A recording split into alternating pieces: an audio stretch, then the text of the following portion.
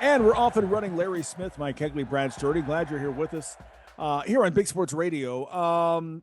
Lots coming up. Hey, listen, the great Jerry Palm is on the way later from CBSSports.com, talking bracketology. Want to kind of get his thoughts. He's got Wisconsin really high on the two line. We want to talk about that, what that's all about, and also maybe the kind of the team to watch. Maybe there's a team out there we're not talking about as we get past football and get full attention now into basketball. That is on the way. Much, much more. Also, Tiger Woods in the news lately. We'll talk about that. And women, the queens of sports right now. We'll get into why we're talking about that, and they made some huge news in women's sports this week.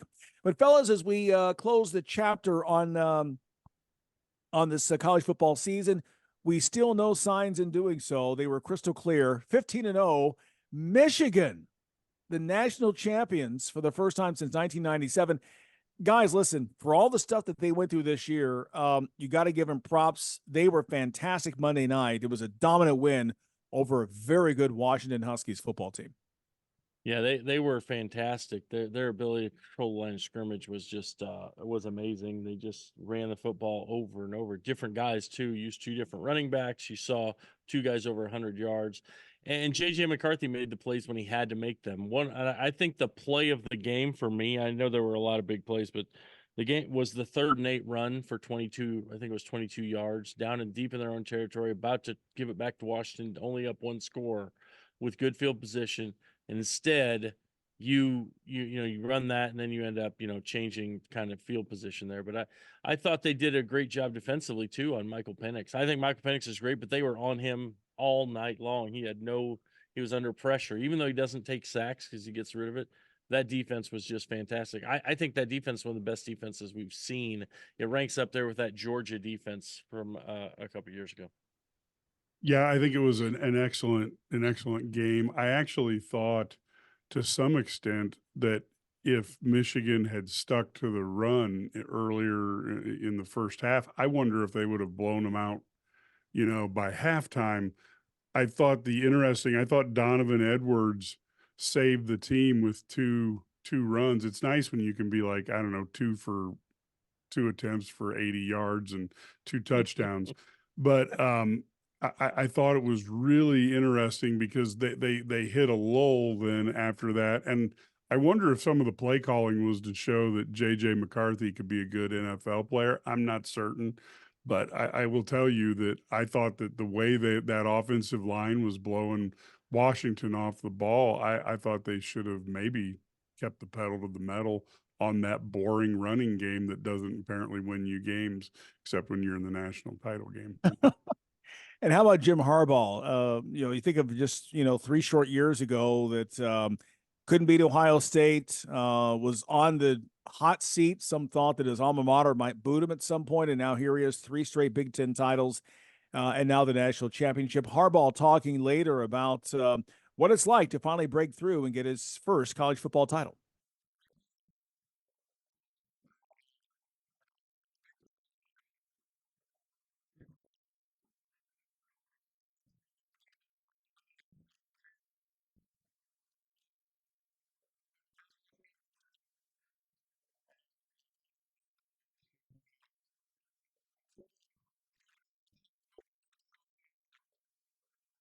It's always good to get to the big kids table. I think that's an important thing. I mean, they get bigger portion sizes. You could get extra turkey. So forth. So no, but I think Harbaugh. I don't know why we suddenly thought he couldn't coach. I mean, there's a lot of issues. I don't think he's like with recruiting. He did some weird things over the years. He's done some strange things, but he finally figured out who he was. I think and recruited guys to fit his system. I think the great coaches recruit guys. It's not just about stars, although talent is like a key, but the great coaches recruit guys that fit what they want to do as well. And he found guys that fit the way he wanted to play football. He found coaches that fit the way he wanted to play football. And he became successful. I mean, it's not like we should have ever thought. I mean, his history as a coach, as an NFL and coach and as college coach is pretty impressive. So we shouldn't be shocked. Yeah, it was impressive performance after the game.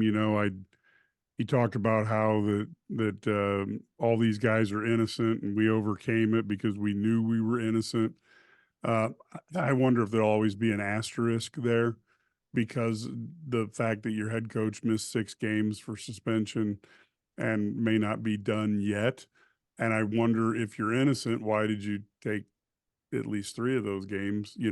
But I do think it's an interesting juxtaposition now because the team was brilliant on the field. I don't think anybody could say against that. At the same time, now, a couple of years ago, Kansas won in college basketball with a team that's being investigated even by the FBI. Now it really makes you wonder, is it all, just do whatever you need to do to win and worry about the consequences later? Mike, I think it's always been that way. Now we just know. That may be very much the case. Yep, exactly. And it's true. Both teams, both programs with FBI on their campuses, right? I mean, it's not the way you want to celebrate a title. Did Kansas have the FBI too? Yeah. Okay. And Michigan did this year as well. So yeah, you're exactly right. And who knows what is to come between now and Labor Day in terms of the scandals at Michigan. We may find out. By the way, Michigan, our producer Tony Cordero points out, fewest five-star recruits of any of the winning teams in the college football playoff era. Going back to roughly the past decade. So, I mean, you'll give credit for that as well, that you didn't have the can't miss stars as many as teams in the past have. 15-0, Michigan is the champion. Of course, fellas, next obvious question is Jim Harbaugh, what's next? The AD said right away, we want to keep him here. They have put a massive Nick Saban type package in front of him to sign. He has not signed it yet as we're recording this. What's next? What does Jim Harbaugh do? You can never predict, because I think Jim Harbaugh is the most unpredictable guy in the coach in college football. But the one thing I would say is, like, if you're tired of, I think he's got to be. So he has his national title. I think he wants to win a Super Bowl. I really do. I really think that he wants to be that guy, and I think there are opportunities out there for him to go to a few franchises where he could have either a top draft pick or an elite quarterback to kind of step in, and he has a chance to win. I think that, we'll see what happens, but I think there are opportunities out there, whether it's Chicago, whether it's the Las Vegas Raiders, whether it's the Los Angeles Chargers. There are a lot of options out there for him, not to mention even now Tennessee and some of these other places that have gotten rid of their coaches. So there is, and quality teams like have some talent still and are close.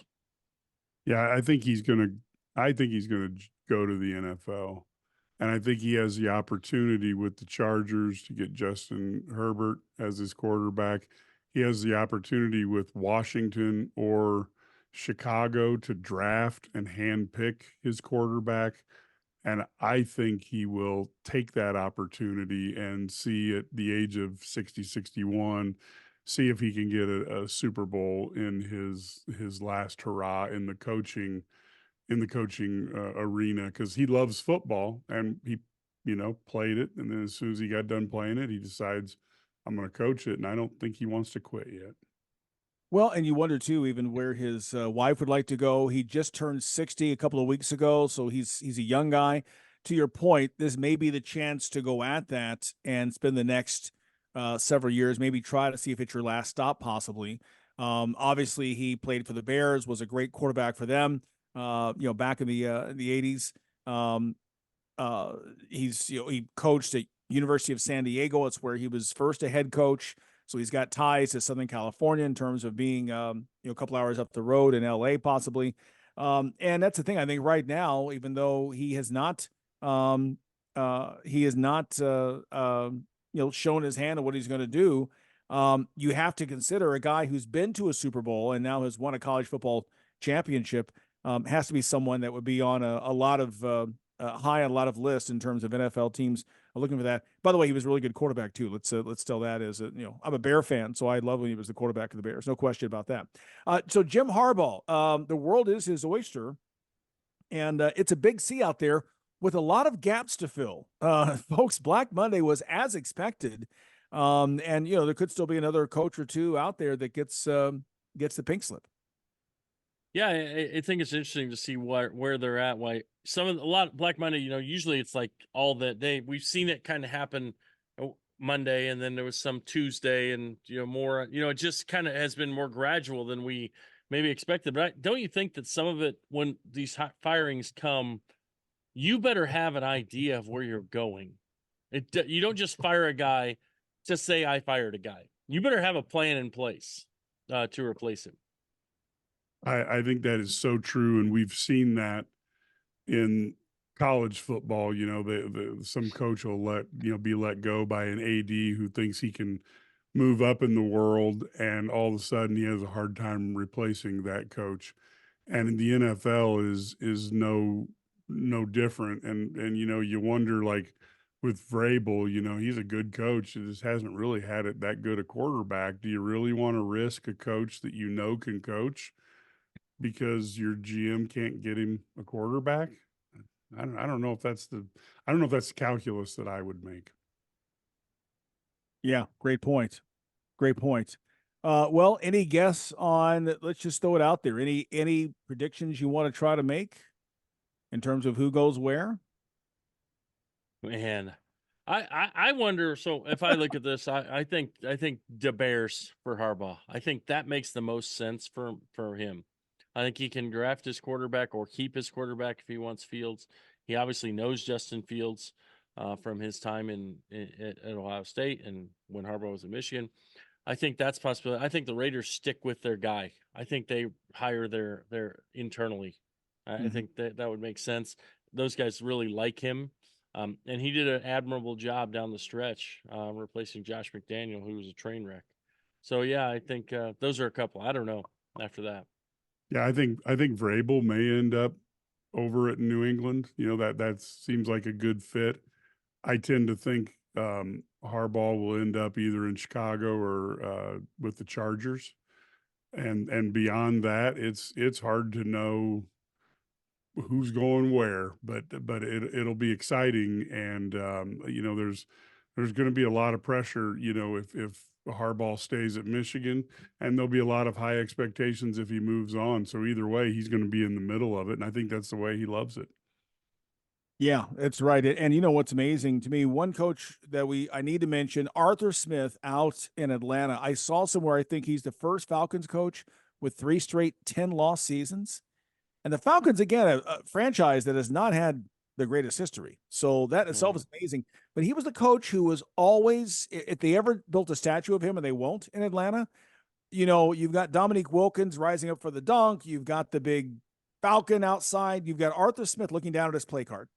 Because every single time he's just looking down at his play card, almost like he's trying to figure out, okay, is this Greek or is this Mandarin? I'm not sure which one it is, but he was always staring down. My favorite memory of him was his last game, right? He thought New Orleans was running up the score. He's all over that. Hey, why do you take a knee? So Jameis Winston, he reminds me of a kid playing Madden.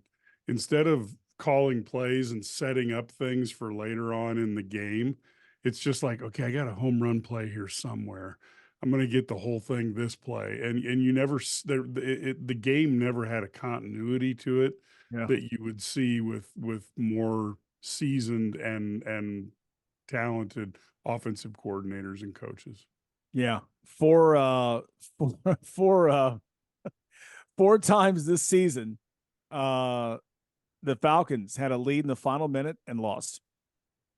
That's not easy to do. No, that's really, really hard to do. Exactly. It's a skill. It's a skill. Yeah. I got skills. Yeah. And boy, it was bad. And then, by the way, after the game, Saints quarterback Jameis Winston went down some crab legs. For those of you who remember that situation at Florida State. No? Too early? Okay. Hey, stay with us. Speaking of Jameis Winston, Florida State, a player in some trouble right now. Terrence Shannon Jr. in Illinois, been suspended now. And we're trying to get to what the latest is there. Some legal actions earlier this week. It's a thing that happened in Kansas when he wasn't even playing. Boy, there's a lot going on with that. We'll talk about that. And again, Remember, Jerry Palm is coming up so bit later from CBSSports.com to talk bracketology. We are just getting started. This is Big Sports Radio.